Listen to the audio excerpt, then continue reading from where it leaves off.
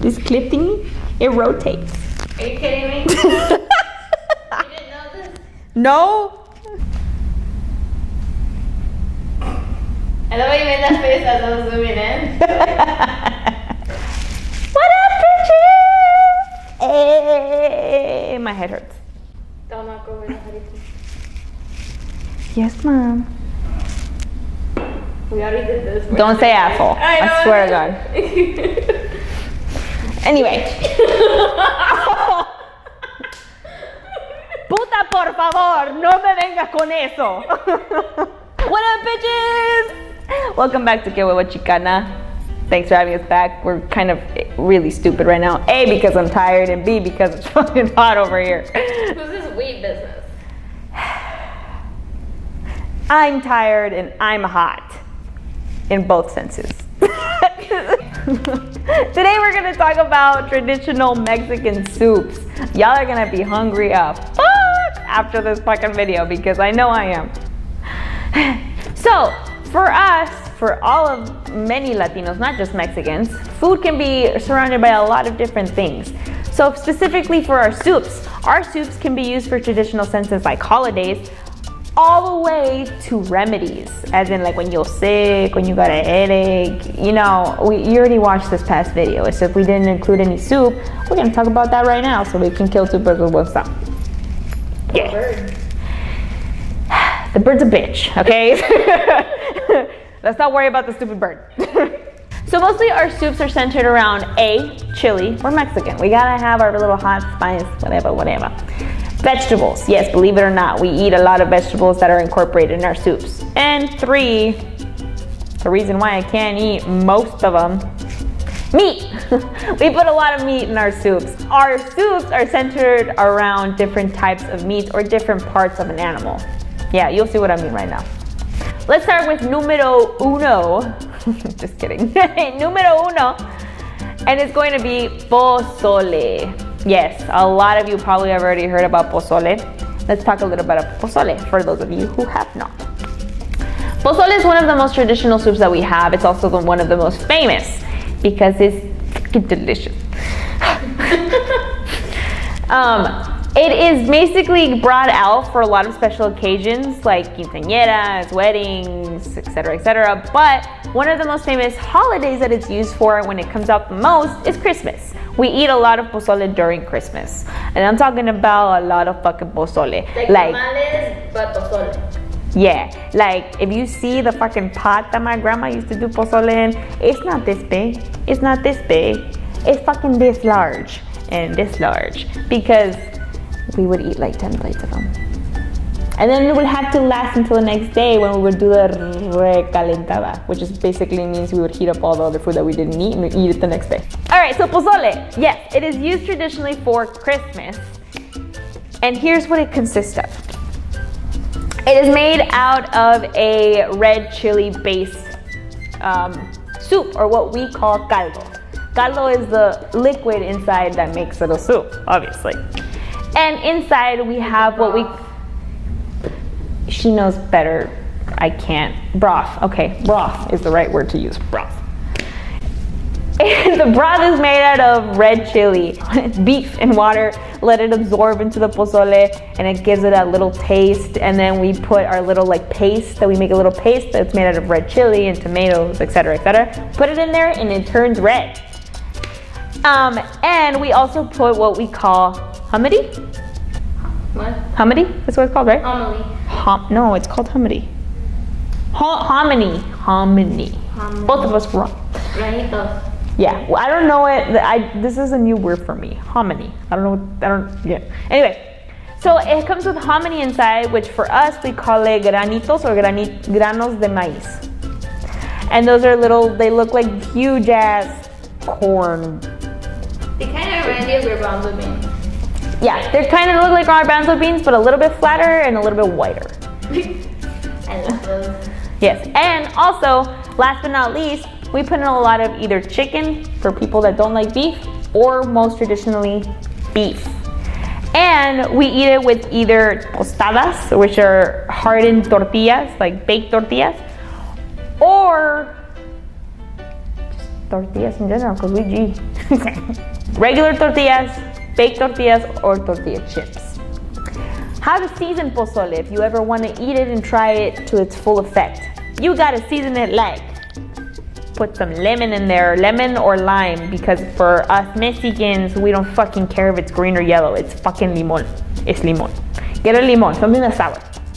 Squeeze it in there. Put chopped up onions, put cilantro, and put shredded cabbage. Yeah, put cabbage on there. Rábanos, which I don't know how to say in English. Help me. Radishes. Radish. See, this is why I love her. Guys, she's got me. Radishes, the sizes of radishes. And last but not least, why not? Put some extra chili in there. Put some tapatio, put some cholula, put some fucking sriracha, I don't care. Put some actually homemade salsa in there. Put it in there and ta-da! You got a perfect plate of pozole. Yay! And finally, there's not just red pozole. There's two more types of pozole here. It all depends on the region that it makes it in Latin America or in Mexico. There's red pozole, which is the one I just talked about. There's green pozole, which is really centered around Guadalajara, believe it or not. That's your people. So it's red pozole, it's green pozole that is centered around Guadalajara, and finally, it's white pozole that doesn't have any chili or anything. It's just soup with some hominy in it. And yeah, white pozole. White pozole. Number 2 is menudo. I hate menudo. Let's just get that out of the way for it. I freaking despise menudo. But Yummy. It's just like pozole. It's not. Whoa. Do not disgrace pozole that way, all right? Different meat, that's it. Different smell. All right, let's just get back to this, all right? We'll talk about that later. So the second one is menudo. Menudo, some say is exactly like pozole. I disagree, just saying. But it is also a soup that has a red chili base on it. It's a red soup. And inside it also has hominy. But instead of having just beef in general, like the meat in it, you ready for this? It has cow stomach in it, or tripe. Yes, a freaking piece of stomach. Yeah. To be fair, no one ever tells you what it is. No, It just looks a little funny, but it tastes, just like chewy meat. I'm telling you right now, it's tripe, it's stomach, and I don't like it, so I'm just gonna try and be as not biased as possible. But so it's also the same way that you can season it with a pozole. You put some chopped onions on there, you put some cilantro, some radishes, some lemon, lime, whatever you guys want to choose. And Some people like to put oregano. Oregano's good too. Actually, yeah, oregano is in there.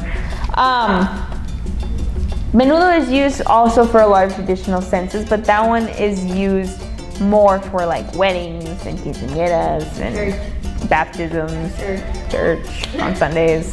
But usually, one of the most famous things menudo is used for is hangovers. Yes.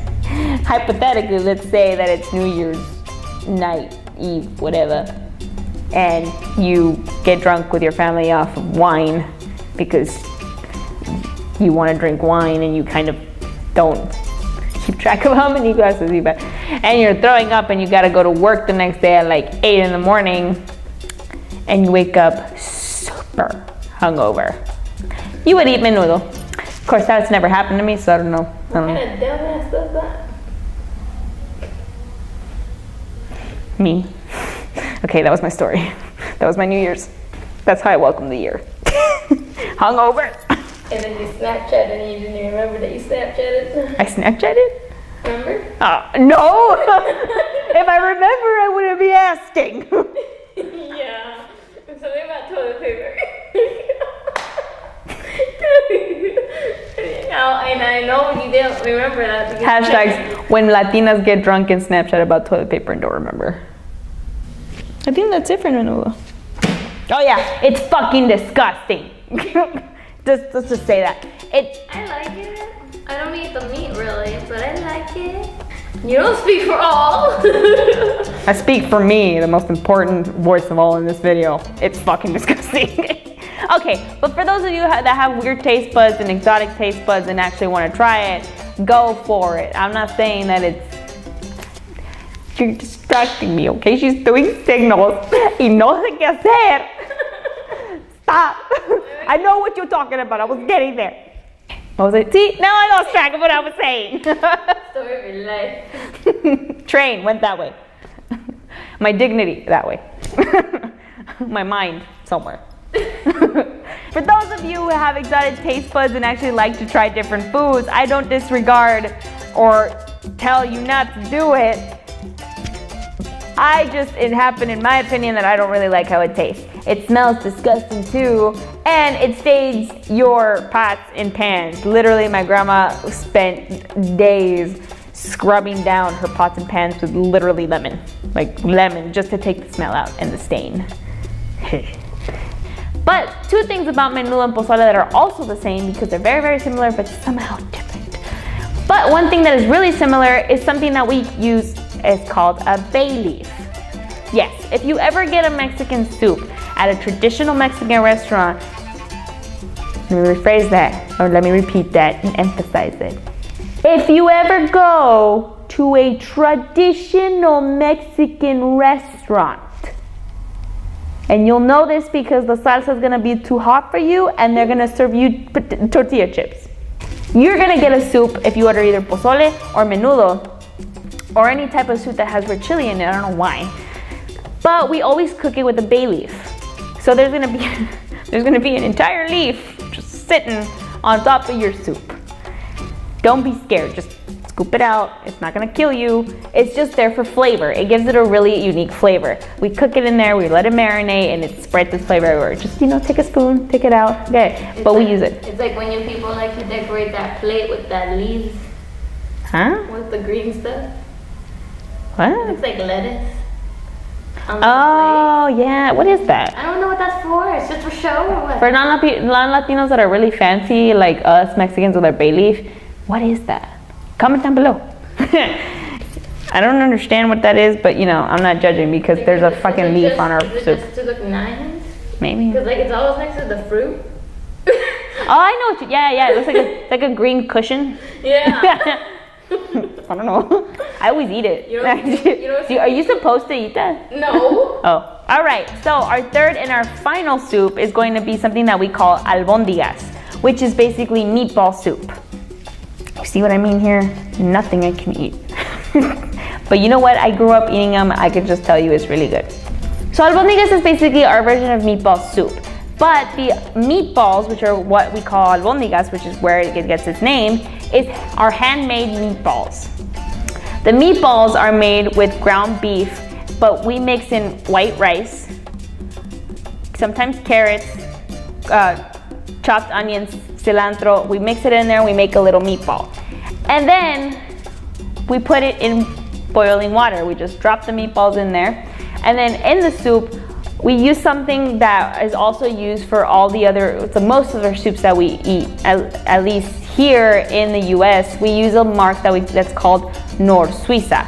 I'll leave a picture of it right over here. It's basically a chicken seasoned powder that we put in our soup. Easy seasoning, easy flavor. So we put the meatballs in there, we let it cook, we put our veggies in there, we put any kind of veggies. We put also carrots, potatoes, celery,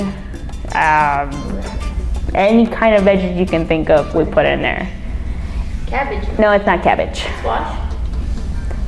Yeah, we put squash, but to us in Spanish, squash and pumpkin are the same thing, calabaza. We both call it like that. So once it's boiled and the meatballs are fully cooked, you basically eat the meatballs like that. You put it in a plate, you get your little albóndigas, and you get the soup, and you cut up the albóndigas and you eat it. And it's so, so delicious. It was one of my favorite soups. And I recommend you try it. It's so mouth-watering. All right, so this is it. There is going to be a part 2, so stay tuned for that. And the next one, we're probably going to talk about something that we call lentejas. We're going to talk about our famous caldo de res. We're going to talk about our famous caldo de pollo. It's going to be amazing. I'm probably going to make some next time so I can show you. Hey, let's do it. I don't care. I hope you guys enjoyed this video. If you want, maybe I could leave links to our soups down below, maybe on how to make them. There's some really, really good websites. I'll look for them for you. I'll research some good places that you can get some pozole, some menudo, some albóndigas here around LA if you live in LA.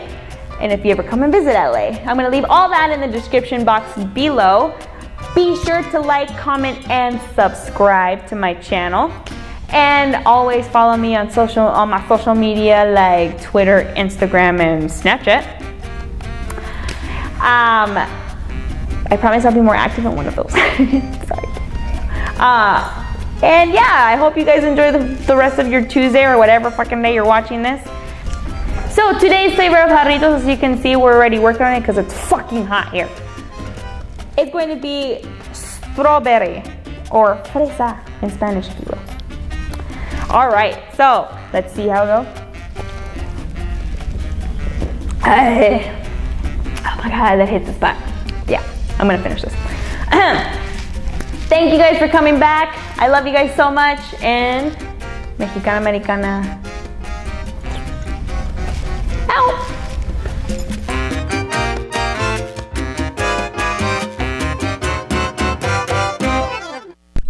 Where did I leave off? We're on Menudo. What? We're on Menudo. Oh, that sounded like gibberish. It sounded like. I yawned. I was like on my phone. I was like, all I hear is a. Like, what?